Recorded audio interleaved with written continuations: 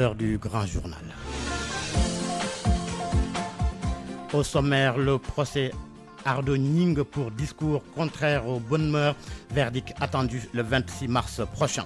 L'affaire du maire de Dionewar, poursuivi pour présumé trafic de migrants, Lansana Sarr est retourné au parquet financier ce mercredi. La réplique de la famille de l'inspectrice du Trésor Tabaski Ngom en prison au député et ancien ministre Moustapha Diop. Vous allez l'entendre, la nièce de l'inspectrice du Trésor demande au pôle judiciaire financier d'agir. C'était en 19 mars et cela fait un quart de siècle aujourd'hui. La première alternance politique au Sénégal qui avait amené Maître Abdoulaye Wade au pouvoir, et pour la circonstance, l'on s'intéresse à son parti, le PDS. Dans ce midi, nos dossiers consacrés à l'an 1 de la troisième alternance. Aujourd'hui, bilan économique des 12 mois de Bassirou Diomaye Faye à la tête du pays. À suivre, l'actualité internationale avec Anna Rocha, les sports Malal Junior Diagne, la revue de presse de Mohamed Ali Mouba. Et enfin, d'édition, point de vue sur les alternances au Sénégal. Il y a de cela 25 ans, notre pays vivait sa première alternance politique. C'était le 19 mars 2000. Abdoulaye Diop assure la partie technique de ce midi. Bienvenue à toutes et à tous.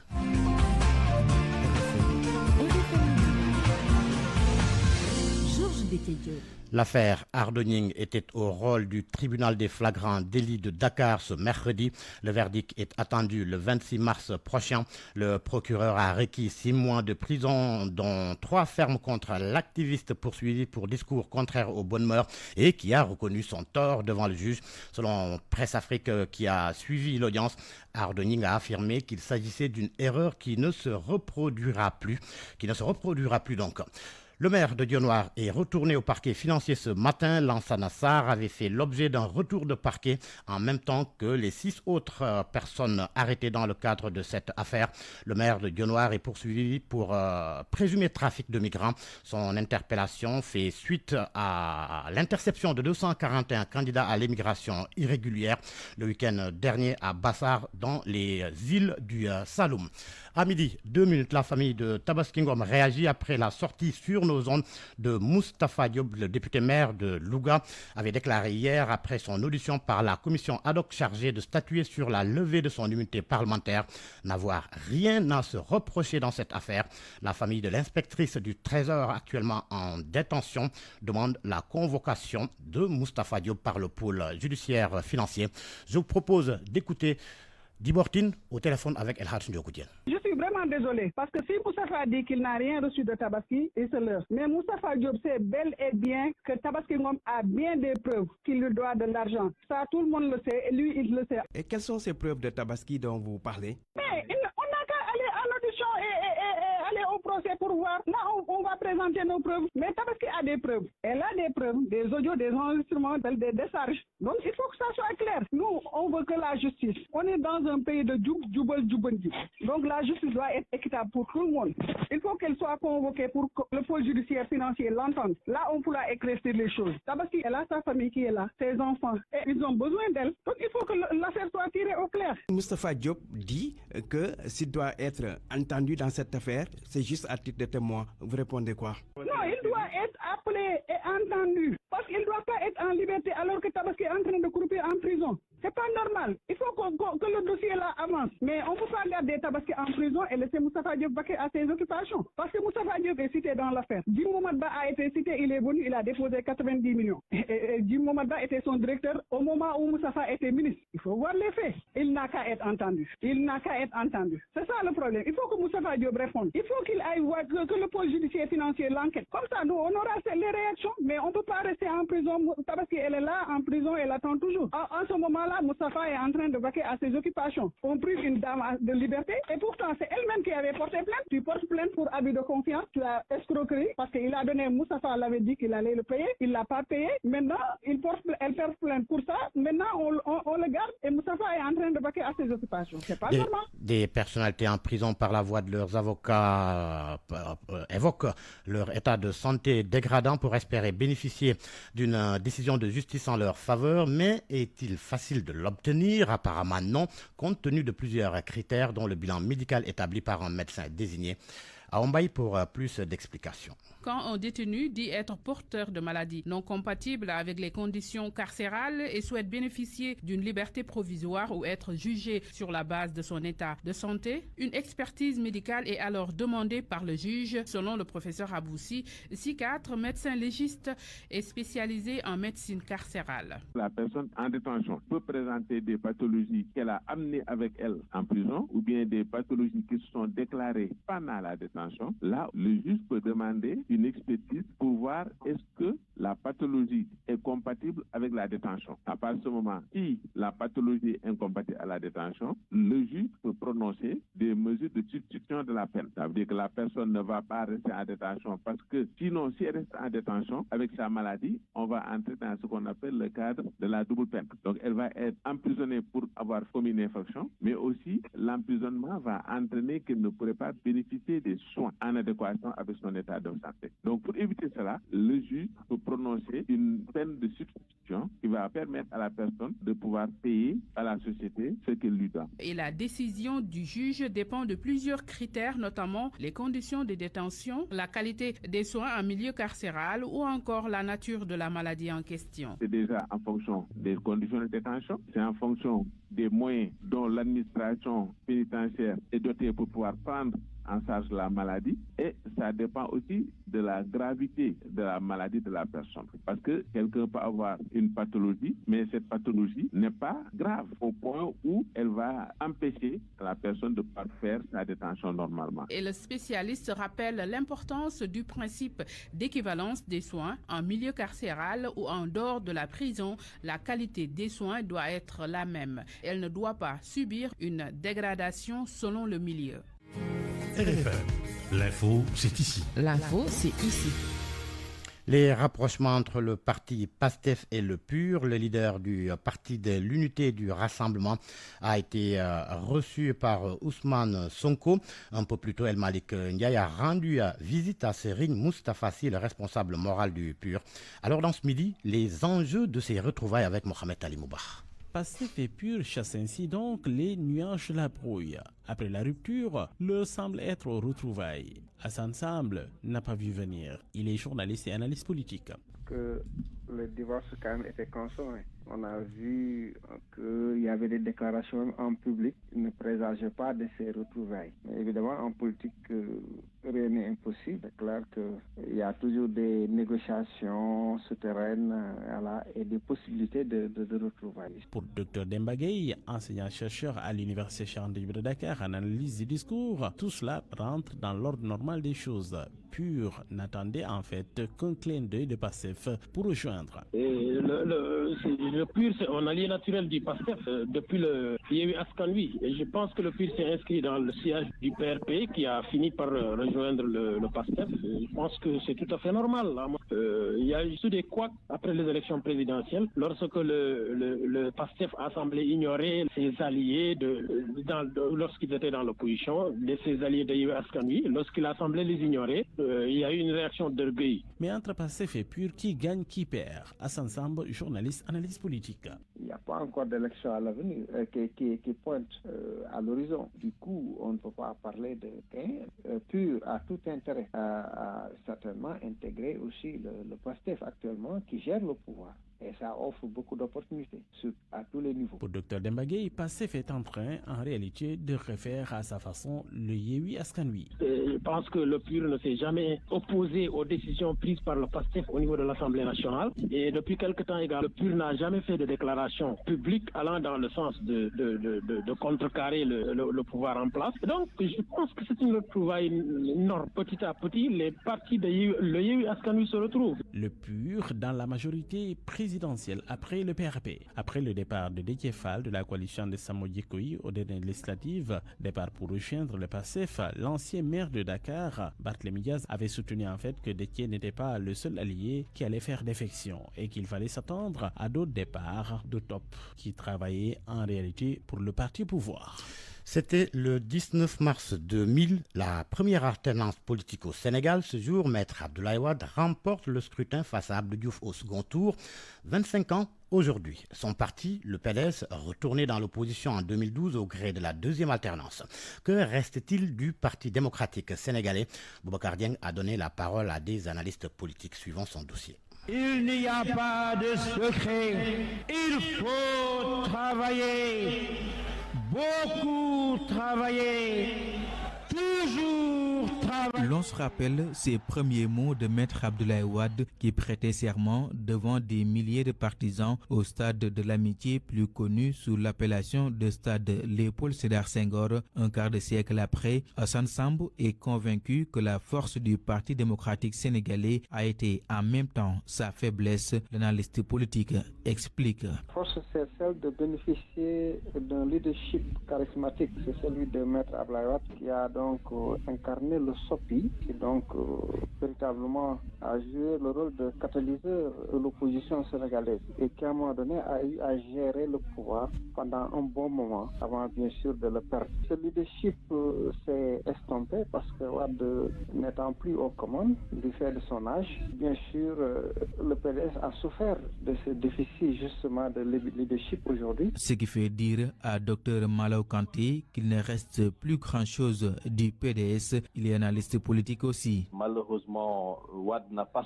su, je dirais, préparer effectivement son héritage. Je pense qu'aujourd'hui, ce qui fait que malheureusement, le PDS est devenu pratiquement un parti qui est en état de mort cérébrale. Hassan Samb est persuadé que des partis comme le PASTEF se sont inspirés de l'héritage du Parti démocratique sénégalais avec son slogan SOPI. À la question de savoir si le PDS peut renaître de ses cendres, nos analystes politiques répondent. Tant que Karim sera absent du pays et gérera le parti par procuration, et de cette façon-là, il sera difficile pour le parti. Il faudra effectivement réorganiser le parti, bien entendu, essayer effectivement d'essayer de créer une certaine démocratie interne et puis voir effectivement le meilleur profil. La première alternance politique du 19 mars 2000 a marqué une ère nouvelle au Sénégal. La troisième alternance avec le PASTEF fête son premier anniversaire lundi prochain,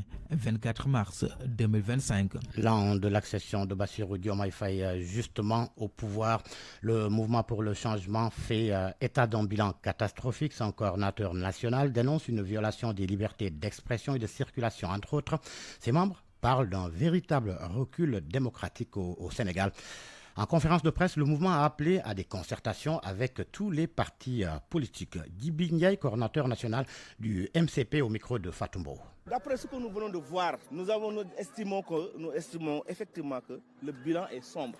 Le bilan est catastrophique. Pourquoi? Parce que nous pensons que les promesses qui ont été tenues par ce régime avant d'être au pouvoir, la liberté d'expression, la liberté d'aller et de venir, les engagements sur la réduction du train de vie de l'État, la justice indépendante et entre autres éléments, mais on n'a pas senti cela pour le moment. Rien n'est encore fait pour le moment. J'ose croire qu'aujourd'hui, avec les hommes de valeur qui entourent le président Ousmane Sonko ou le président Diomaye, ne doit pas laisser les tenants du pouvoir dérouler comme le faisait l'ancien pouvoir. Et je vois aujourd'hui que tout ce qu'on dénonçait avant, aujourd'hui on fait pire et on fait des choses beaucoup plus graves. Parce que comment on peut penser dans un pays comme le Sénégal, un pays de droit, empêcher des gens de partir là où ils veulent parce qu'il n'y a pas encore une décision de justice? Comment dans un pays normal on peut attaquer des groupes de presse? Comment dans un pays normal un Premier ministre pense que lui, seul, il peut gérer le pays? Moi, je crois que le pays a besoin aujourd'hui que tout le monde se parle, qu'on se concerte sur l'essentiel et qu'on laisse des débats sans étage, des débats qui n'ont aucune utilité pour le bien-être des Sénégalais. Parce que les Sénégalais souffrent, les Sénégalais sont extrêmement fatigués aujourd'hui. Il y a des reculs démocratiques, il faut le dire. RFM, la radio de toute l'actualité. Possibilité de rendre gratuite toute déclaration de naissance, décès, mariage ou divorce. L'annonce est du Premier ministre hier en réunion interministérielle sur l'état civil. Si pour certaines collectivités territoriales, ces recettes liées à l'état civil sont insignifiantes et que les priorités sont ailleurs, d'autres pensent qu'il faudra trouver d'autres alternatives pour compenser ces pertes si la volonté se matérialise.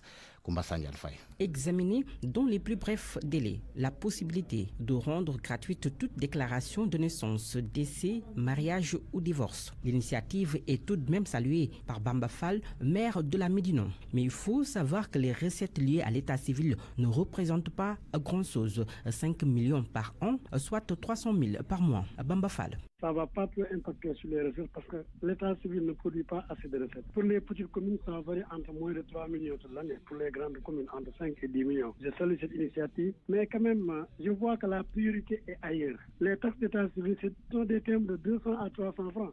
Ce n'est pas quelque chose qui peut trop soulager la population. Pour le maire de la Médina, les priorités sont ailleurs. Si c'est pour soulager la population, ce qu'on attend, c'est la baisse des denrées, c'est vraiment la baisse du loyer. Et si vraiment on doit supprimer quelques dépenses, je pense qu'on doit supprimer au moins les taxes de consultation dans les hôpitaux qui posent problème. Et je pense supprimer même l'inscription dans les écoles publiques, l'inscription dans les universités privées où la population connaît des difficultés. Une autre commune, Loul-Sessène. Là-bas, les recettes liées à l'état civil représentent 3 millions par an. Selon le maire, si toutefois cette volonté de l'État du Sénégal se matérialise, il faudrait trouver d'autres alternatives pour aider ces localités. Sidia Diouf. Et nous, quand on a informatisé, peut-être on est aujourd'hui à plus de 3 millions, ou bien aux environs de 3 millions. Donc, ce qui veut dire que nous, aujourd'hui, il y a une amélioration nette des recettes de l'état civil. Et ce qui nous permet quand même de prendre en charge certaines préoccupations, parce qu'on en a profité pour recruter les agents de l'état civil qui étaient bénévoles à l'époque. Déjà, il y a des difficultés liées au fonds de concours qui tardent à être perçus. Sidia Diouf. Mais tout ça, je pense aujourd'hui, l'État devrait peut-être renforcer les collectivités territoriales en termes de gouvernance, mais aussi en termes de prise en charge. C'est-à-dire qu'il faut d'autres alternatives pour appuyer quand même les collectivités locales. Le Premier ministre a fait l'annonce lors de la réunion interministérielle hier sur l'état civil. 13 mesures ont été prises et des instructions données aux différents ministres concernés. RFM. L'actualité internationale. Bonjour Anna Rocha. Bonjour Georges Détier, bonjour à tous. Nouveau naufrage d'un bateau de migrants en Méditerranée, bilan 6 morts et 40 disparus. C'est ce qu'a indiqué ce matin le Haut Commissariat aux réfugiés de l'ONU, repris par RFI. Ils sont partis de Sfax en Tunisie le 17 mars dernier. Après quelques heures de navigation, le canot a commencé à se dégonfler et à prendre l'eau. Selon les médias italiens, le naufrage a eu lieu au large de l'île italienne de Lampedusa. En Côte d'Ivoire, 3 des principaux opposants sont exclus de la liste électorale. L'ancien président Laurent Gbagbo, son ex-bras droit Charles Blé Goudé et son ex-premier ministre Guillaume Soro n'ont pas été retenus par la commission électorale indépendante pour la présidentielle du 25 octobre. Par contre, Tidjane Thiam du PDCI, principal parti d'opposition en Côte d'Ivoire, figure bel et bien sur cette liste électorale publiée lundi. Les détails avec Fama John. À 7 mois de la présidentielle du 25 octobre, le casting du scrutin se précise avec la publication par la CEI, la commission électorale indépendante, de la liste électorale provisoire. 8 700 000 Ivoiriens y figurent, dont 969 000 nouveaux, mais les noms de 3 des plus importants opposants du pays, déclarés à la magistrature suprême, en sont absents. L'ancien président Laurent Gbagbo, son ex-bras droit Charles Blé Goudé et son ex-premier ministre Guillaume Soro sont exclus à cause de condamnations judiciaires. En revanche, Tidjane Thiam y figure bel et bien. Une incertitude existait car le président du Parti démocratique de Côte d'Ivoire, principal parti d'opposition, était au cœur d'une controverse sur sa double nationalité franco-ivoirienne depuis le début de l'année. Né ivoirien, Tidjane Thiam, lorsqu'il avait 25 ans en 1987, s'est vu décerner la double nationalité par la France après avoir été diplômé de l'école des mines. La constitution ivoirienne imposant par ailleurs aux candidats à l'élection présidentielle d'être exclusivement de nationalité ivoirienne, le chef du PDCI a déposé début février une demande de perte volontaire de la nationalité française. Selon les dernières informations, celui-ci a été accordé le 3 mars. La décision finale devrait être promulguée dans le journal officiel français c'est mercredi 19 mars. Le conflit à l'est de la RDC, Anna, et cette rencontre surprise entre les présidents congolais et rwandais. Paul Kagame et Félix Tshisekedi se sont rencontrés hier mardi à Doha en présence de l'émir du Qatar. Une rencontre qui a eu lieu alors que des pourparlers entre Kinshasa et les rebelles du mouvement du 23 mars qui devait se tenir le même jour en Angola n'a pas eu lieu. Comment tout cela est perçu du côté de Kinshasa? On écoute là-dessus le journaliste et analyste politique Claude Molichot. C'est vraiment une grande surprise. L'on parle des efforts de pacification dans l'Est de la République démocratique du Congo, mais sur terrain, comment se présente la situation sécuritaire? C'est encore quelque chose qui persiste et qui nécessite une solution concertée. Et vraiment, nous saluons cette rencontre, le président Félix Tshisekedi et le président Paul Kagame, mais la préoccupation, c'est laquelle, Madame Anna? Trop de processus tuent les processus. On embrasse trop dans ce qu'il y a comme piste de solutions pour restaurer la paix dans l'Est de la République démocratique du Congo. On a parlé des processus de Nairobi, on a parlé de Luanda, on a la dynamique des évêques catholiques de la Senko et des pasteurs de l'Église du Christ au Congo. On a aujourd'hui cette rencontre de Doha. Il y a la résolution du Conseil de sécurité des Nations Unies, la résolution 2773, qui n'est toujours pas d'application. Donc, la RDC est à la croisée des chemins et on ne sait pas quelle est l'issue et où est-ce qu'on peut s'accrocher pour une solution durable. Mais le peuple congolais souffre, le peuple congolais a besoin de la paix. Mais après cette rencontre, justement, il est question d'un possible cessez-le-feu pour mettre fin au conflit dans l'Est de la République démocratique du Congo, un conflit qui s'est intensifié ces derniers mois, mais l'analyste politique est très pessimiste. Moi, je pense qu'on ne peut pas s'attendre à un cessez-le-feu immédiat parce qu'il y a trop d'initiatives qui rentrent dans le cadre d'un cessez-le-feu qui n'ont jamais été appliquées ou qui n'ont jamais été d'application. Ces rendez-vous, peut-être, c'est une question d'amitié entre l'émir Cheikh Tamine avec les deux chefs d'État en conflit, mais nous souhaiterions que la dynamique, une seule dynamique, s'imprime avec des contraintes, parce que même on parle de sanctions, il n'y a pas de contraintes, c'est pas contraignant, il faut des contraintes pour que la population congolaise, pour que le peuple congolais, surtout de l'Est de la RDC, vive en paix et une paix durable.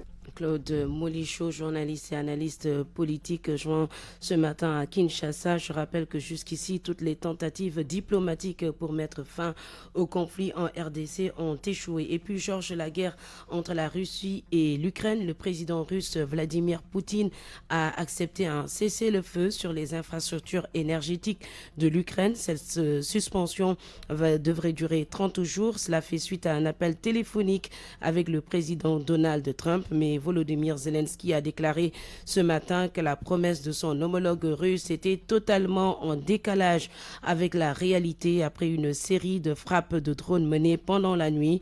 Le président ukrainien doit à son tour s'entretenir avec le président américain Donald Trump sur les négociations autour de ce cessez-le-feu. Merci Anna Rocha pour cette page internationale et cette information qui vient de nous parvenir. Ce drame à Glinaki dans le département de Bignona. Un lycéen en classe de seconde a été retrouvé mort hier dans un marigot. Les sapeurs-pompiers ont repêché le corps qui a été transféré à la morgue de l'hôpital de Diouloulou. Une enquête est ouverte pour faire la lumière sur les circonstances exactes de la mort du jeune Ibrahima Mané. Parole aux auditeurs. L'actualité, qu'en pensez-vous? Moi, je pense que vous devez. Réagissez dans nos éditions d'information sur l'actualité. Bonjour. Du lundi au vendredi, vous avez la parole sur RFM. Avec Abdou Fatah Fall, analyste politique, et Pape Amadou Fall, journaliste et analyste politique, nous allons parler des alternances au Sénégal. Il y a de cela 25 ans, notre pays vivait plutôt sa première alternance politique. C'était le 19 mars 2000. RFM Sport. Bienvenue Malal Junior Diagne. Merci Georges. Alors l'on démarre par la préparation de la rencontre Soudan-Sénégal. Les Lions s'entraînent à huis clos. Une séance fermée à la presse, aux supporters pour mettre en place des schémas avant le voyage pour Tripoli. L'équipe nationale du Sénégal qui est au complet actuellement, l'équipe du Sénégal donc au complet. Sur le Cham s'est intéressé à Richard Sagna, l'un des nouveaux joueurs de cette équipe nationale du Sénégal qui a été bien accueilli et qui a été bien intégré dans le groupe sur le Tcham. La sélection de Richard Sagna, qui évolue en Ligue 2 avec l'AS Douane, est bien accueillie par les Lions, à commencer par Lamine Camara qui souligne que c'est une aubaine pour le football local. Je pense que cette sélection de Richard Sagna en équipe nationale du Sénégal fait une très bonne promotion au football local. Nous savons tous qu'il y a quand même de bons joueurs et que le niveau du championnat est assez bon. Et cela constitue